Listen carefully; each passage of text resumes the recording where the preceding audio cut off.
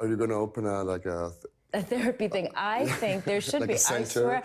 I swear, I'll say this to anybody, and I'll stand by it. Just skip therapy for a year and just go to opera class instead. Hello, welcome everybody. My name is Pablo, and we have a very special guest in our show today. Well, hello, Pablo. You know, because we get the same questions everywhere, and we're trying to do something a little bit different. I know that most people ask you about your relationship with opera before you made the movie, and I want to know what's your relationship with opera now. Well, you know I love opera now. I listen to it all the time. I listen to it more than anything. It's very grounding, so I put it on now to just kind of think and settle. I remember that one of the things that I think was very beautiful to me is how you brought a new angle of the character, and I think I've said this to you, which is this sense of stoicism that she had and that you brought to the screen. Where did you get that from? Is that something that you found as you looked to her in interviews? Is something that happened to you when you were listening to the music? Where did you find that sense of stoicism that you brought to the character? I'm not moved by self-pity. Mm-hmm. I find it doesn't, I don't have an emotional reaction to it in the same way that when I see a human being doing their best to hold their head up and to get on, I find that very moving, and those are the type of people I tend to like. And I recognize that in her. I would see interviews, some horrible things are said to her, right? Horrible questions, rude things, even when people throw things at her, right? And you see her having to hold her nerve and hold herself together and not break apart. And so I think it was something she had to do, but also something that was a little bit innate to her. There's something that you have said to me, and not just to me, to others, that after your process of learning how to sing, you think other people, like most people, should go into opera classes. Oh, I do, everybody. Why? Especially you first, because because I really hadn't understood how much we hold in our bodies and how much through a lifetime we carry, and it changes, and how much it affects our sound. Mm. And I realized early on when I had to take that deep breath and let it all out and let my actual voice out, that I wasn't. I think that's why I didn't know I was a soprano. Because I think I always had this deeper or stronger. And I said, no, my voice, and the coach said, that's not your natural voice. Your natural voice is much higher and softer than the way you speak. And so. And did he say why, or do you know why is that? I think it was my softness that I somehow along my life felt that I either wasn't safe or wasn't heard in my softer self. I don't know if a lot of people know this about Maria Callas and her aim to put opera back to where it belonged in the beginning, how it was formed nearly 500 years ago, which is back to the people. And I think one of the aims of this movie is just like Callas wanted. We want the opera to be out there and wanted to reconnect. You also, being a very known person, will help to that process. How does it make you feel? Oh, well, that would be a dream. I mean, because it's an art form that I think it's real that I really love and I value. I also think it's probably why in the beginning I was hesitant. Mm. Sometimes when you're a public person for a long time, people have different ideas of you, they've seen you things. It's hard to lose you in a film. But so I would love that. It would mean so much to me, and I think, and you're absolutely right. I think, and I would say this to anybody who thinks this somehow is about opera, and therefore it's not something you'll understand because you weren't raised with opera. I wasn't raised with opera, and felt that I would have to get this education because I wasn't sophisticated. It was beyond me. And I found it quite the opposite. I found that it's so deep in the human experience, and it's so for everyone. I found an actress with a lot of discipline to work the role, even though it was very scary and frightening, I'm sure. And I say this because I've struggled for many years with this idea of talent, and the idea of taste. Like almost like people were born with that. Maria Callas, just like most of the great artists, just sang every day of her life and trained every single day and had discipline. And probably she had a great voice, no doubt, but she worked it out. And you told me this. I'm a worker, I'm here to work. And people might think that behind this idea of fame or public knowledge that you could carry, there's someone that, things are given to her. What is your relationship with work and to the idea of earning the things and not to be the recipient of a gift, I do pride myself a worker, and it means a lot to me that you saw that and that you knew how much I was wanting to give everything and commit to this. As a creative, you want to always be growing. I'm always putting myself in a situation where I'm not the smartest person in the room, or I don't understand what's happening, is the way that so much creativity and so much human growth comes from being completely uncomfortable but working very hard. And I may also be at fault for never knowing how to relax, though. I may have the opposite problem. I've never been good at, I can't take a vacation. I think not dissimilar to Maria. We're very different people in many ways, but not dissimilar. I was working to help my mom pay bills when I was about 14. So I think that I probably have a strange sense of that I can't, or I shouldn't, or I don't know who I am when I'm not working. That's a whole other therapy session that we'll take another time. I remember I called you when we were preparing the movie after I went to see the eye doctor, and he was like a fan of Callas, like a guy that really knew her work. And he goes and says, "Did you know that she had myopia?" I'm like, "Yeah, I've seen some picture with glasses. You want to see how she actually saw back then?" So I sat with him, and he put me these things, and she could not see anything from this distance, like I don't know how, like 5 centimeters. I don't know how in inches is, but like nothing. So how did you approach that element of the character that is, we haven't talked about it with anyone. I think I know the answer, but I think it's interesting to talk about it, but someone that can't see. Well, one thing you don't know, and a lot of people don't know, is I'm nearsighted.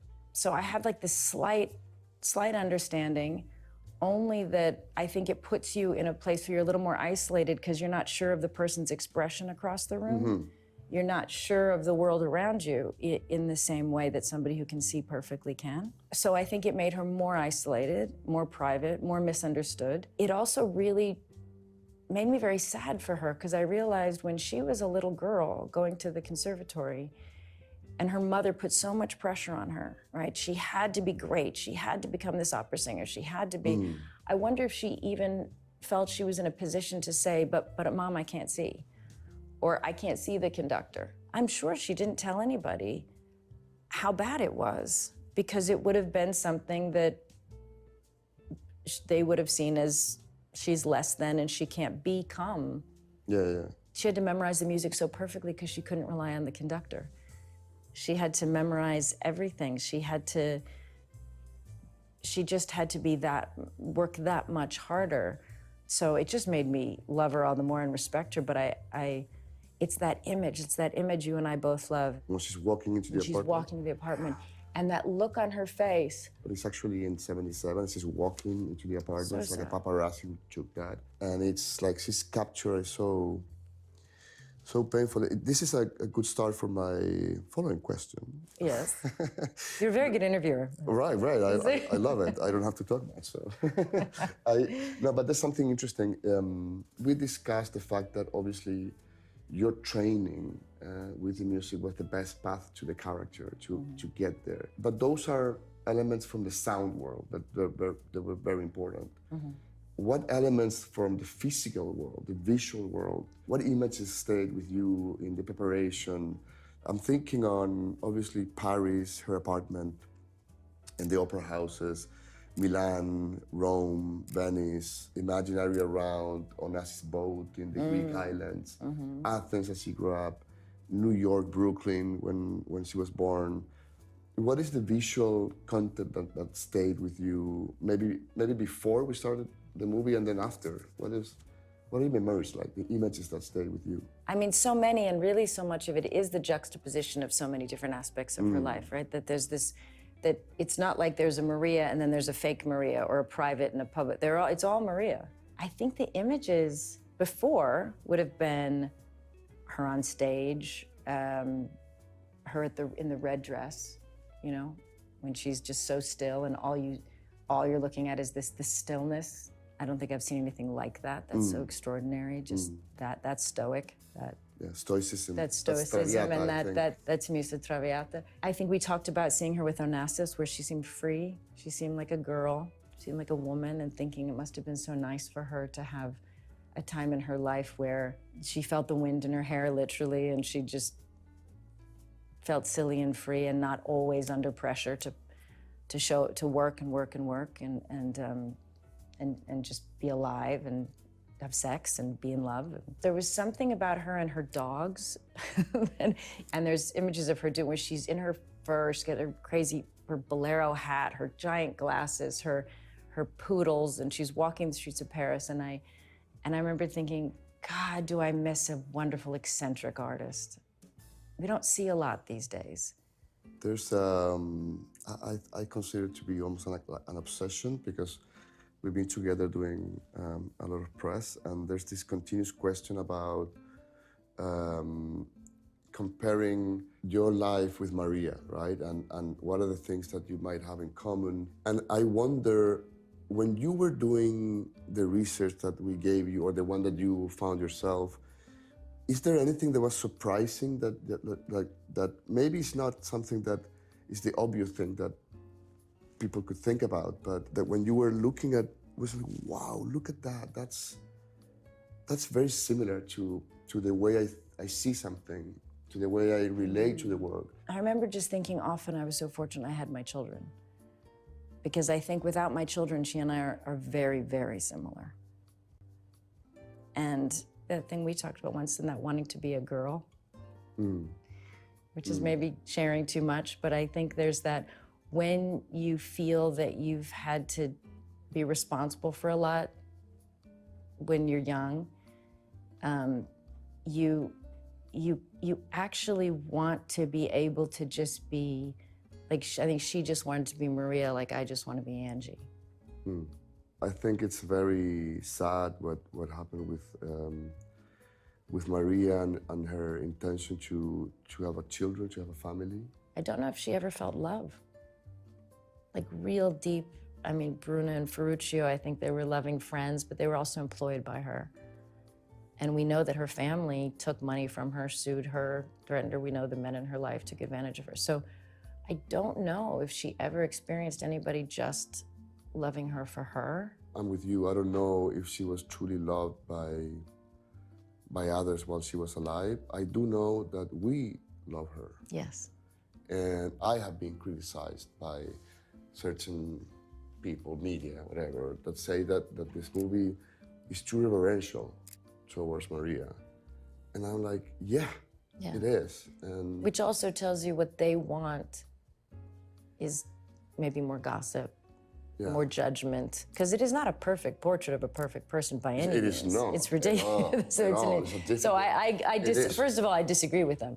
Me too, but if that were the case, even if it was, we know that what they're looking for is like saying, I want more drama, I want more dirt. And I think that's what cheapened who she was when she was alive.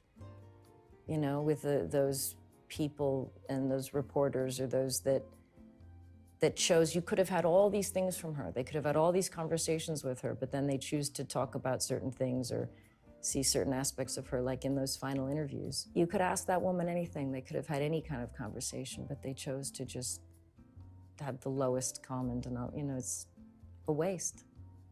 That leads me to our very last question. What is it? Yes. It's not really a question. Okay. It's an invitation. What if I would stand up? It's an imaginary exercise. I would stand up and leave, and then Maria Callas herself would walk in here and sit here. Oh. So pretend I'm her. I know it's weird, but pretend I'm her. And what would you say to her?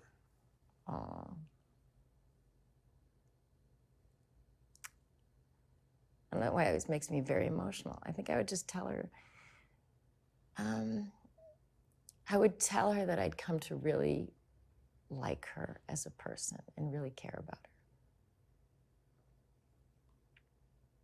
And then I'd ask her to, you know, go hang out with me for the night and stay up all night and be girls and just She would do it. relax and be silly.